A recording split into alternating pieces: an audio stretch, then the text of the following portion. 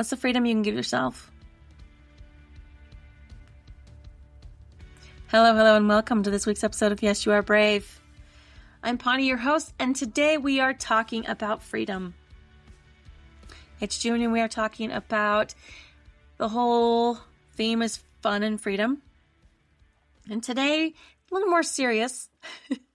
On the serious side, we're going to talk a little bit about freedom, and we're going to talk about some personal freedom that we have control over, that we can take control over. And today we're talking freedom from self-loathing.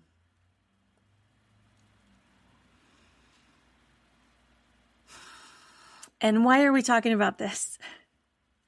I have realized recently, really started to accept the fact that I am one of my biggest critics. That I have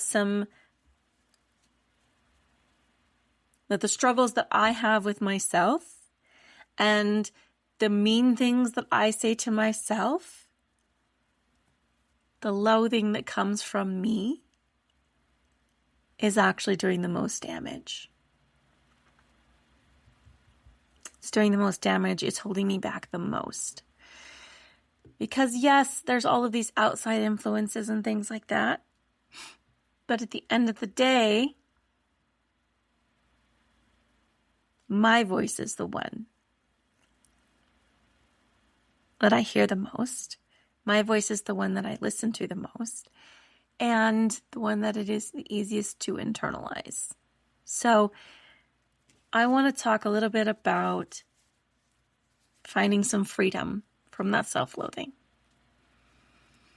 Because also, like it or not, I realized that it was something that was not new.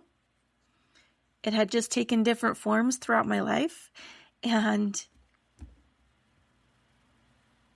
hadn't ever really served, if we're being honest. So I saw a video the other day, and in it someone said, that little voice in your head has never introduced themselves. So you don't know that it's actually you. And I thought about that a lot. I've been thinking about that a lot, because it was this idea that what if that voice inside my head that's so mean and stuff to me, maybe it isn't actually me? What if it's just this compilation of all the voices and all the things that I hear all the time, and I've just put them into one voice that now sounds like mine?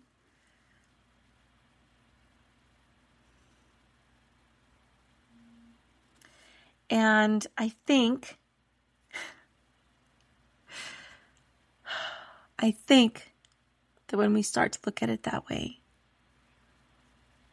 we can start to let go of this loathing ourselves. Because here's the questions that I have for you today. Who says you have to dislike yourself? Who? Who says that? Who says you aren't enough? And who says that bullying yourself is going to get you anywhere?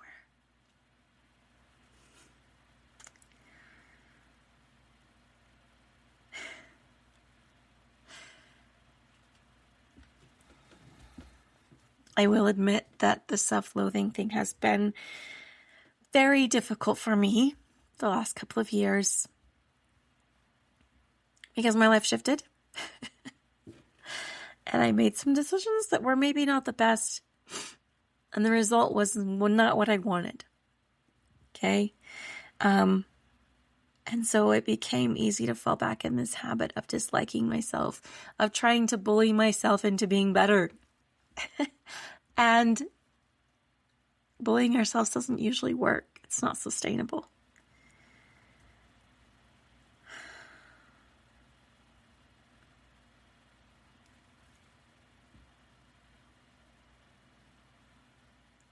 Someone in my writing group yesterday said, imposter syndrome often disguises itself as humility.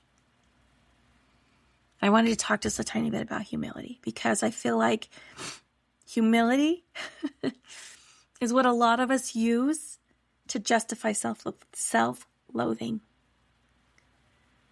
Self-deprecation. It's so easy to say, I'm just being humble, right? When really what we're being is mean and awful and putting ourselves down, and that is not okay. It's not. Okay? Being humble, in my personal opinion,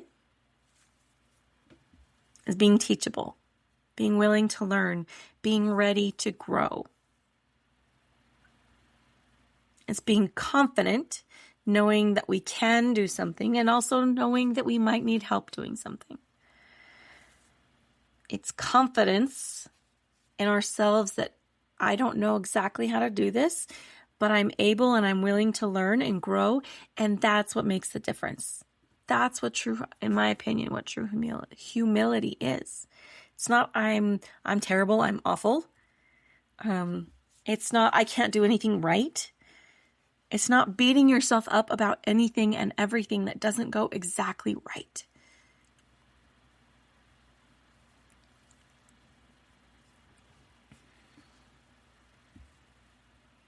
And I would have to say that that is something that a lot of us, especially women, struggle with, right? Oh, I'm just being humble. I have to be humble. And that comes off as I have to put myself down. I have to be low. I can't be confident. I can't be sure of myself. And I don't think that's true. People want you to be humble, that idea of humble, right? They want you to be low. They want you to think less of yourself. They say, oh, you can't think that you're good at something because you have to be humble. Especially in religious settings, right? We have to be humble. Humility is one of the greatest virtues. When really, humility is just being teachable. I want to go back for just a minute to the questions that I asked.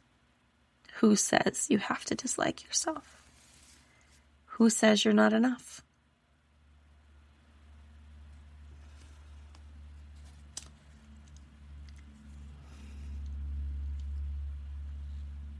I've come to a conclusion lately that those people that have told you that, they're the people that are trying to control you and or get your money. Okay?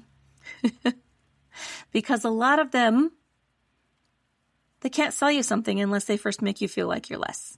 Because they have to make you feel like you're less so that you have a reason to need what they're selling. And I don't want to be all the world's a conspiracy and all those type of things, but I want you to look around and think about how many of these things that are selling you something, how are they doing it? They're doing it by making you feel like crap about yourself. And I've noticed this a lot lately because, well, I kind of refuse to pay for YouTube Prime. And so I listen to a lot of videos, like music, while I'm writing and different things. And I've noticed more and more ads. And they're not just like the little short ads now. They're like the long infomercial ads. And every single one of them, or most of them, they start off by telling me what's wrong with me, right? Your skin is splotchy and dry, or your belly is flabby, or you feel like crap and you're tired all the time. And I realize that they're just hitting on pain points and things like that. But also, they're telling me that there's something wrong with me and that I'm not enough. And to be enough, I have to have whatever it is that they're selling. I have to have the magic cream or the magic pill or the magic device, right? Because if I feel like I'm enough,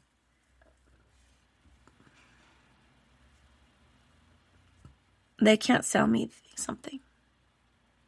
I've realized that my peace with myself is my power. Your peace is your power. They want you to believe that you're not enough so that they can sell you the answer.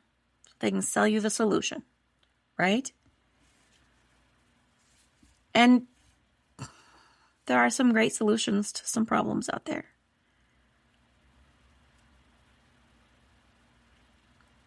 But if you are at peace with yourself, if you can muster the courage to work through all the crap and to take the bold, brave stance of refusing to hate yourself just because you're a human, a lot of these problems that they're trying to solve, these things that they say are wrong, are just natural, normal parts of being human. If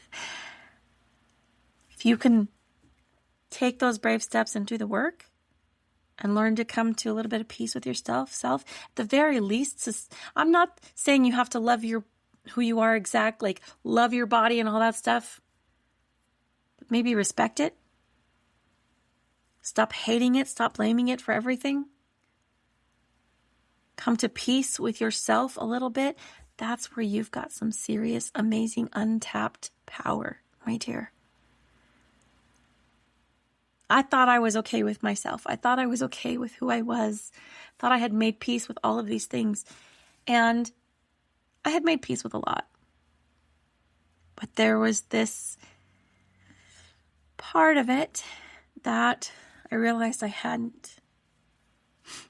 Told you I made some decisions that were not great in regards to my health. And the result of that was 30 pounds. 35 pounds that I gained in a fairly short period of time, and that I have not yet been able to lose. And that has really wreaked some serious havoc on my self-confidence and my view of myself. And I can't say that I have completely come to terms and made peace with that, but I have started down that path of peace, and it has made a huge difference in my life. I would love to say that, oh yeah, and I've already lost 10 pounds and 3 dress sizes. I haven't. I've lost like a pound. But I have lost a lot of metaphorical weight. A lot of heaviness in my life as I have decided that I can be at peace with myself. And I can, if not love my body, I can respect it and be grateful for what it allows me to do. I don't have to hate it. I don't have to be at war with my body. Because when it comes right down to it, it's always just done everything that it could to get me where I wanted to go.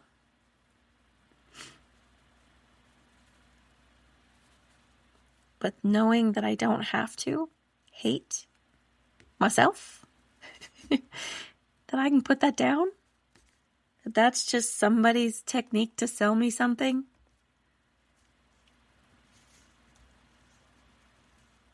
that has been a very freeing experience. The more peace that I make in my life, the more peace that I make room for, the lighter, the freer, the happier that I am. And I know that it's not easy. It's not easy to make peace with anything, really. But maybe we start with ourselves. Realize that you don't need to be your own worst enemy. Got plenty of things that are trying to drag you down from the outside. You don't need to join them from the inside. A couple months ago, I talked about making peace with generations gone by, and how we can't look forward to the future if we're still just holding on to and fighting with the past. And I think that that's kind of goes along with this as well, that we can't really move forward. We can't find true contentment if we are just angry with ourselves and hating ourselves. So I'm not saying you have to artificially love yourself, but maybe just decide to put down the war. Don't be your own enemy. I know this has been a little bit heavier than a lot of things that we talk about, but I feel like sometimes we need to be brave enough to have the conversations that are a little bit heavier and a little bit harder. And I know that this has been something that I've struggled with. And I think if you are a woman in America today, you are having some of these struggles, probably in the whole world, because we are so connected to everything that everybody's trying to tell us what's wrong with us. There's nothing wrong with you. You're not broken. You're amazing. And you're wonderful.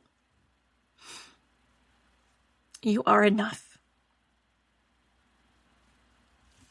You are enough.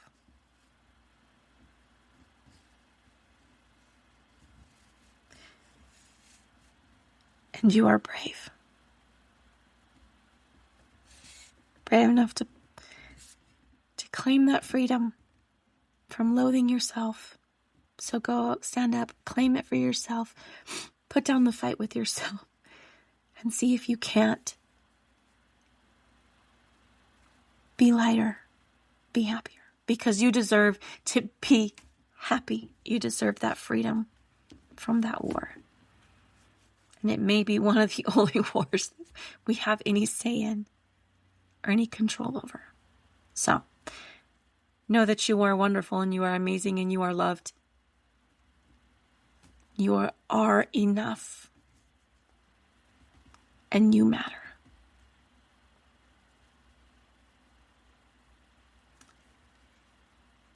Remember, your peace is your power. So go make it. Because it is yours to make. And no one can take it from you once you have made it. I love you. You're wonderful. You're amazing. And yes, you're brave. Have a fantastic day.